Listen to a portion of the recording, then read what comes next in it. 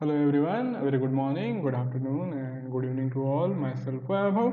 In today's session of automated trading, we will be continuing with algorithm development involving AC2 and the Bollinger Bands. The AC2 is an acceleration deceleration oscillator, and with it we have been working for more than a week now. So I hope you are well familiar with the technicalities and parameters which we have been using so far. Here, there is a brief summary of its basic parameters. I hope you get well versed in that. Along with the that we will be using the Bollinger Bands, and here the Bollinger Bands are pretty useful and equally simple. So we will be using our Bollinger Band combination with EMA 20 and the standard deviation of 2.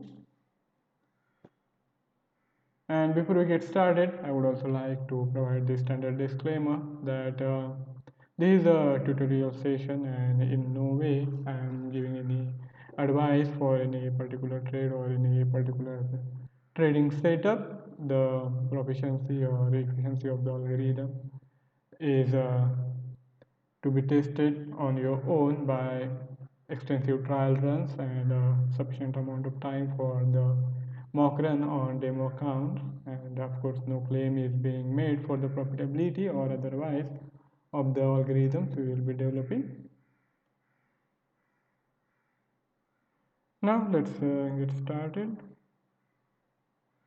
Let's take a brief recap of what we have been doing so far. So the idea for our algorithm has been that it should be trading with the trend, and for that what we have done, we have brought in this Bollinger Band. So here you can see the details. It is of 20 EMA involving standard deviation of 2 on the either side. So this is the EMA 20, and after adding the standard deviation of 2 we are getting this upper and this lower band, and we need the last candle to close above the middle band and below the upper band for a buy trade, and for a sell trade we need the last candle to close below this middle band and above this lower band.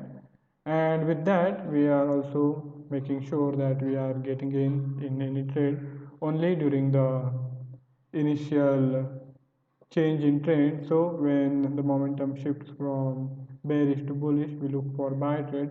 When the momentum shifts from bearish to bullish, we look for sell trade in case all the conditions are fulfilled.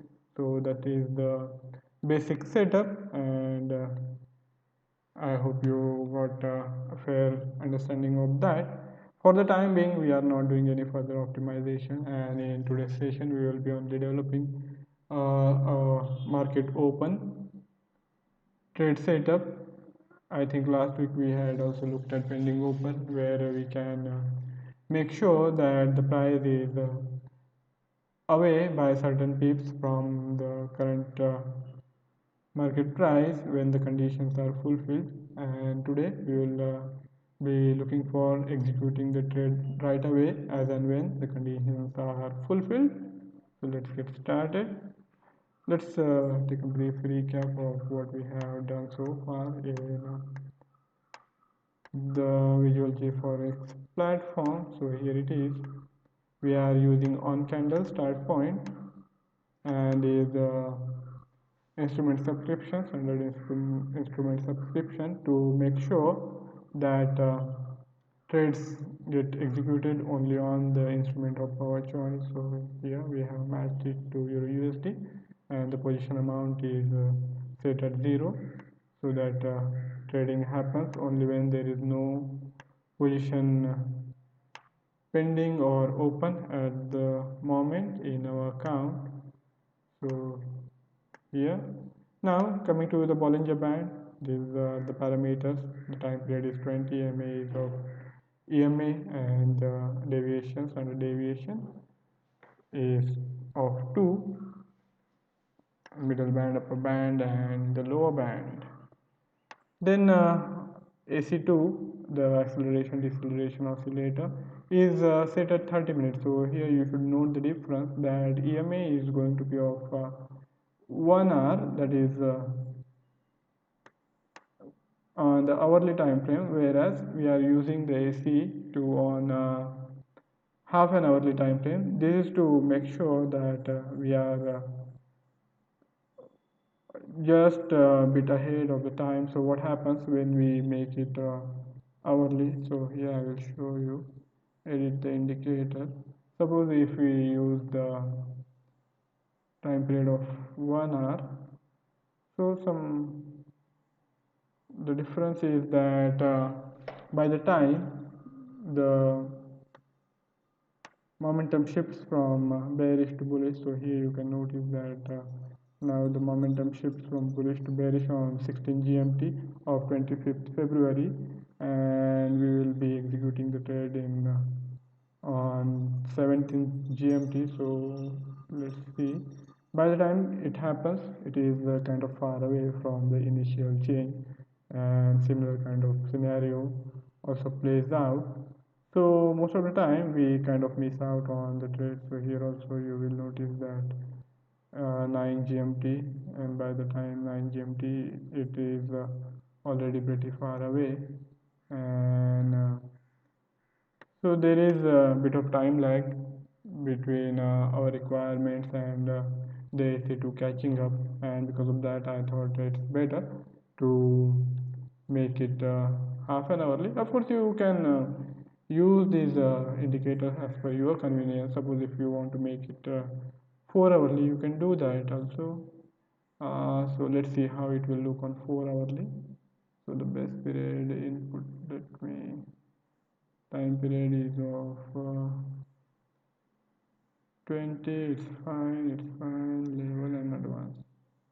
So they calculate from custom data, and suppose if you want custom time period to be of 4 hourly, so let's see how it will look like.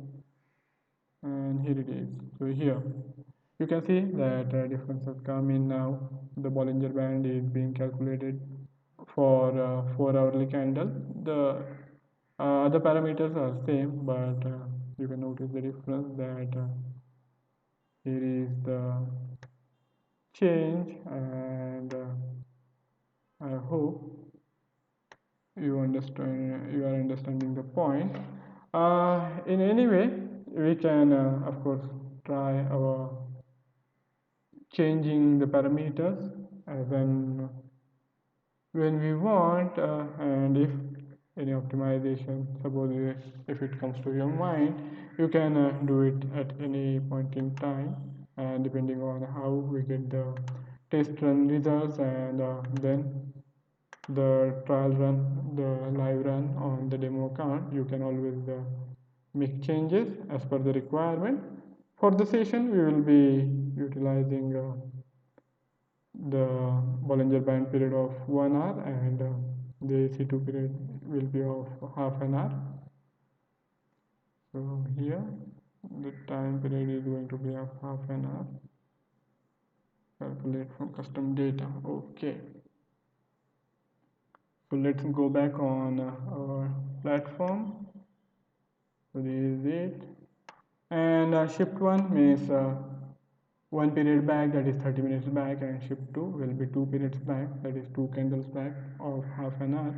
And then we are getting this historical candle for making sure that last candle close is within the defined parameters. That is, for a buy trade, the last candle close should be above the middle band and below the upper band. For a sell trade, the last candle close should be below the middle band and above the lower band. So that's it, and these are the if conditionals, and here same thing as I said has been defined, that the candle close has to be greater than the middle band, and the candle close has to be less than the upper band. And sometimes what happens that though the last candle close might have been as per our requirement, but because of some sudden developments, sometimes some statements come in, sometimes some data comes in, and we see uh, huge deviation from the last candle close, and in those times I don't want the algorithm to execute trade, so we have brought in these additional conditions that if there is significant amount of deviation and if the last tick price is beyond our range, then the trade will not happen. So to make sure that the conditions are fulfilled here, this tick ask is also supposed to remain above middle band, and the tick ask should also remain below the upper band for the further confirmation. And then there is the AC2, the trend change. These are, of course, negative value is always supposed to be less than 0, but we need to state it explicitly. So here I have included that negative should be less than 0. And this is the shift 2. That means the shift 2 means 2 periods back it was in negative territory, and now 1 period back it has turned into positive territory. So that signifies the change of direction, change of momentum from bearish to bullish, and that's when a buy trade will happen. Now we will build the sell side for today's session. So let's bring in, we will need 6 if blocks, so we bring in the required if blocks here. Let's bring in all 6 at the same time. More often than not, we will be keeping the buy and sell side symmetrical. We want our algorithm to be symmetrical. Sometimes, if the conditions so warrant, you can make it kind of asymmetrical, customize it, but I would suggest that any algorithm works well when both the sides, the buy and the sell, are kind of symmetrical.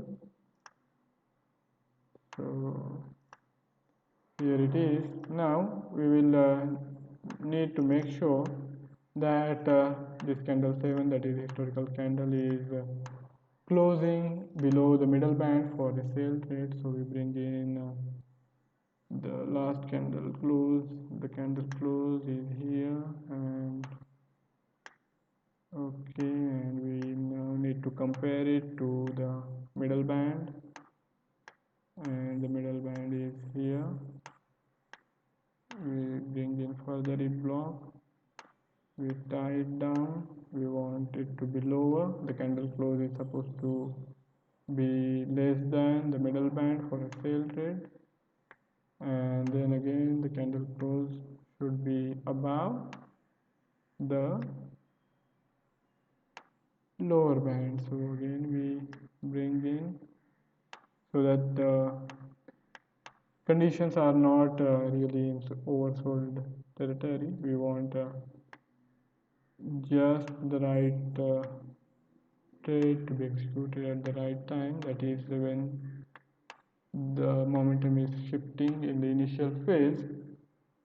So here now these candle close conditions have been fulfilled. Now we want to make sure that there is not much of an deviation, so we bring in the last tick values, and here for buy trade we had used tick ask. For sell trade we will use tick bid, and again same thing is supposed to be greater, so we tie it here, we connect it, and the tick ask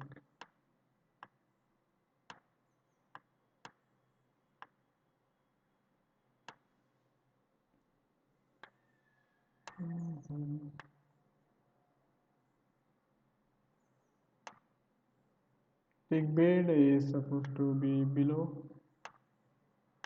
the middle band, and where are our if blocks? We need additional if blocks now, and again tick bid is supposed to be above the lower band, so we bring in the lower band condition. So far so good, we have brought in these conditions. Last tick bid should be less than the middle band. Now let's bring it here,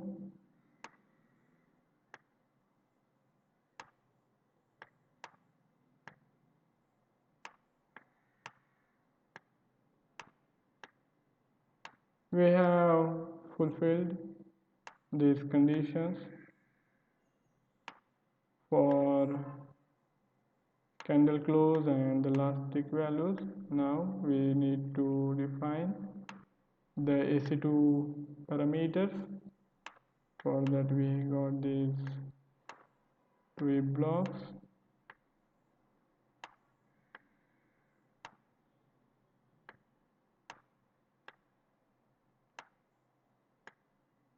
and here in these blocks we will do the testing of these conditions so that the momentum 2 periods back should have been in a bullish territory. So we bring in this value. Shift 2 is there, you can see it is shift 2 and AC2 value half an hour. So back then it should have been in a bullish territory, which means the value was above 0, and we connected, it is greater, and just now in last period it has entered into a negative territory. So the momentum has shifted from from bullish to bearish. So here we have done this, and now let's connect all these blocks to our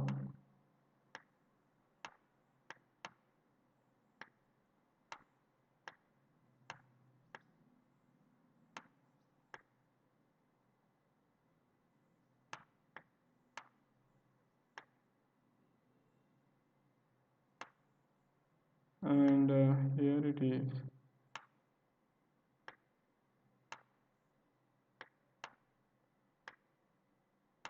Tick bid is supposed to be greater than the lower band, and now we connect all the conditions have been kind of fulfilled for the time being, and we make it sell side, and negative 14 should be less than 0. So here it is less than 0. Default instrument is Euro USD, value we make it 100,000. So we bring in 0.1 million. Okay, default slippage we will make it 2 pips. I think 2 pips should be good enough. And standard stop loss and profit, last time we had defined it at 15 pips for loss and 20 pips for profit. So we make that changes. Of course, depending on the kind of results you are getting, you can always change these parameters as per the requirement and optimization setup. For today, we will be keeping the target at 20 pips, whereas the stop loss will be of 15 pips. Now let's get started. So far so good. I think we are almost done with our development of the structure of our algorithm. So let's save the file and export it to the first. We will need to save it, and since we started developing on February 28th, the name is February 28th, and do you want to replace it? Yes. Okay, now let's export this file in Java format.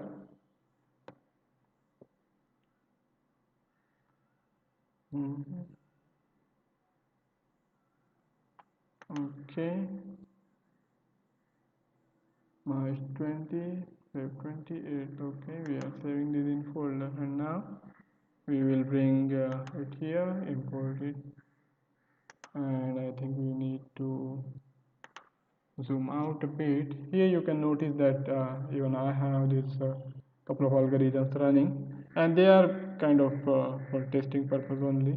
I had recently developed some algorithms, so I have put in here, put them here for doing some mock runs to make sure that trades are getting executed as per the requirement. And I think you should also be adopting similar approach. Now, coming to our current algorithm, we will bring it here.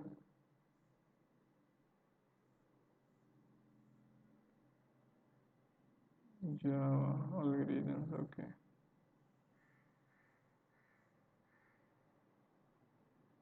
Mash 20 folder, and here is the algorithm 28. We will need to compile it. Let's see the code. The code is not that long, I guess. It should be somewhere close to just little below 750 lines. Some of the algorithms I have developed kind of involved almost more than 5,000 lines of code, and as the code structure gets complicated, it becomes difficult to do the test run fast enough, and then the test run kind of becomes a headache. Now for the 700 lines, I hope that we won't need to spend too much of time. Maybe we'll try testing it for last week and see how it would have fared if it was running on the live account. I would suggest, even though we are going to do the test run for only maybe 1 week, in any case, with any algorithm which we will be developing in the sessions, I would suggest you do extensive test runs like for months and years before you get a clear idea of when it is likely to be profitable and when not. So our file is now successfully compiled. So let's do the test run. Here the test option is there, and account is all fine. Instrument is Euro USD, okay. Previous week it is, and we write the condition of 20 pips. We want the slippage to be of 2 pips, and the trade amount is of 1. Stop loss, we are going to keep it at 15 pips, and let's do it. Let's run the show.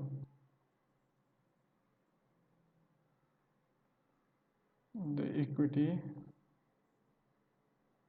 and the pending orders. So any trade, as and when it will get executed, it will be clearly visible to us.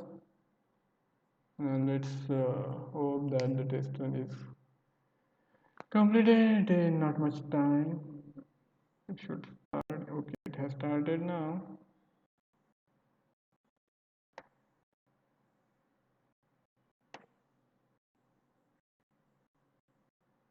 Okay, first trade has executed, and fortunately for us, it has gone in profit.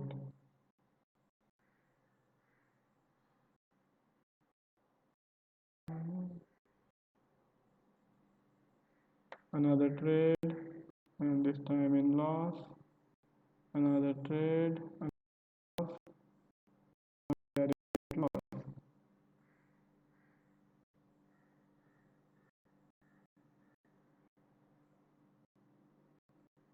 26. The test run is being completed fast enough, so I think we shouldn't really have to be much bothered. Maybe we can do for 2 more days. Another trade, another profitable trade. Okay.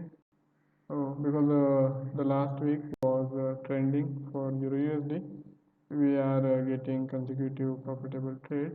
But I think this won't be the case when we have kind of sideways moves here. This week was pretty good, and as I can see, we have made close to $1,000, but that is not going to be the case every week.